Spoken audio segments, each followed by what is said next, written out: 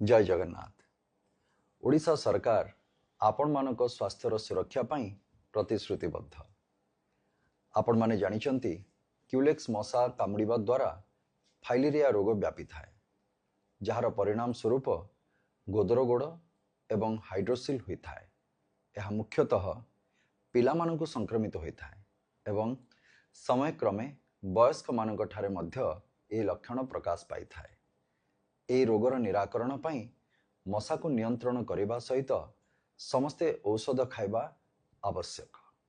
ओडिशा सरकार द्वारा 10 फेब्रुआरी 2025 रु कटक, बलांगीर, कंधमाल, कलाहांडी, नयागढ़ आउ रायगड़ा यह समस्त जिल्लार चिन्हित 47 ब्लॉक रे सामूहिक औषध सेवन आरंभ करा जाइछि। एही अभियान रे प्रशिक्षित आशाकर्मी, स्वास्थ्यकर्मी और अन्यान्य स्वेच्छासेवी माने समस्त हिताधिकारी मानक घर घर बुली बिना मूल्य रे फाइलेरिया निराकरण औषध खुआइबे।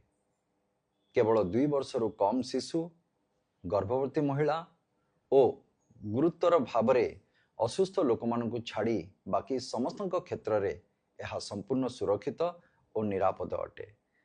समस्ते आशाकर्मी और अन्यान्य स्वास्थ्यकर्मी सामने ही औषध सेवन करेंगे। आपण मानकु अनुरोध, आम समस्तक सहयोग रे एही अभियान को सफल करिबा और आम राज्य को फाइलेरिया मुक्त करी एक सशक्त एवं सुस्थ राज्य भावरे गढ़ी तोलिबा। धन्यवाद।